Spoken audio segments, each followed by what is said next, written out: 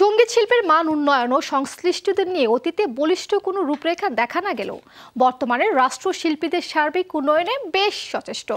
বাংলাদেশ শিল্পী কল্যাণ ট্রাস্ট গঠন করলেও আগে মূলত তা ছিল অকার্যকর।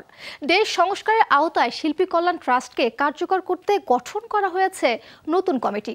আর এই কমিটিতে জায়গা করে নিয়েছেন দেশের তুমুল জনপ্রিয় সঙ্গীত শিল্পী কনক চাপা। যমুনা টেলিভিশনের মুখোমুখি হয়ে জানালেন তার ভাবনা ও কর্মপরিকল্পনা। 40% বেশি গ্লো, বিশ্বের 1 নম্বর গ্লো ক্রিম, নতুন গ্লো এন্ড লাভলি।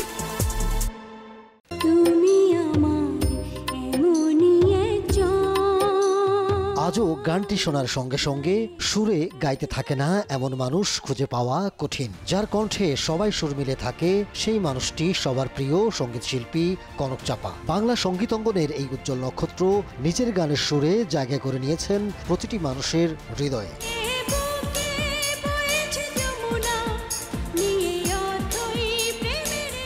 সংস্কৃতির বিশাল এক অনুষঙ্গ সঙ্গীত হলেও নিছক বিনোদন কিংবা আত্মতুষ্টির বেড়া জালে এতদিন আবদ্ধ ছিল দেশের পেশাদার সঙ্গীত অঙ্গন। এবার সে জাল ছিন্ন করে শিল্পীদের জীবনমান উন্নয়নে কাজ করার লক্ষ্যে শিল্পী কল্যাণ ট্রাস্টকে শক্তিশালী করতে চায় নবগঠিত অন্তর্বর্তীকালীন সরকার। কেমন হবে এর রূপরেখা? শিল্পীদের পাশে থাকা এবং তাদের ছেলে মেয়েদের পড়াশোনার বৃত্তি দেয়া এবং তাদের অসুখ বিসুখে চিকিৎসার ভার নেয়া। অধিকার কিংবা দাবি আদায়ের লক্ষ্যে সম্প্রতি শিল্পীদের মাঝে দেখা দিয়েছে বিভিন্ন মতভেদ ও ভিন্ন ভিন্ন দল কিংবা কমিটি। এতে করে বিভক্ত হচ্ছেন শিল্পীরা, দেখা দিচ্ছে বিশৃঙ্খলা। কিভাবে একত্রিত করবেন শিল্পীদের? এক ছাতার নিচে বাংলাদেশিদের আনা খুব কঠিন।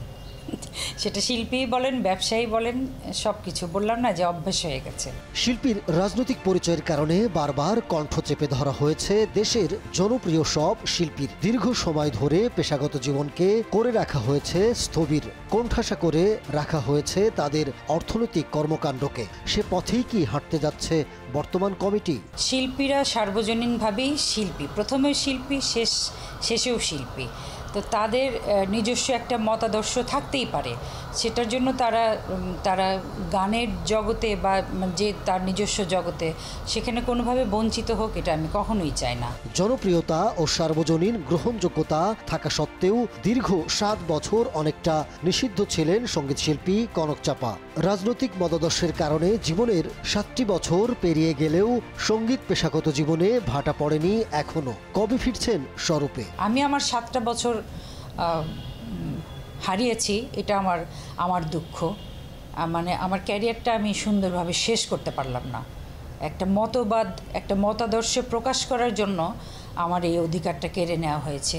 এই 7টা বছর দিব্যি আমি গান গাইতে পারতাম, কিন্তু এখন আর আমার গান গাওয়ার ইচ্ছাটা আর নাই। পেশাগত জীবনের অভিজ্ঞতাকে কাজে লাগিয়ে শিল্পীদের সার্বিক জীবনমান উন্নয়নে নিরপেক্ষতা বজায় রেখে সততার সঙ্গে কাজ করার অঙ্গীকার করেন কনক চাপা। কঠোর সাধনা আর অধ্যবসায়ের মাধ্যমে নতুন প্রজন্ম শ্রোতাদের উপহার দিবে গুণগত মানসম্পন্ন এক সঙ্গীত অঙ্গন। পৃথিবী যতই অশান্ত হোক, যতই চঞ্চল হোক, যতই ছোট ছোট রিল আসুক, কিন্তু এই রিলেও কিন্তু একটা আমার ছাপটা রাখতে হবে, তাই না?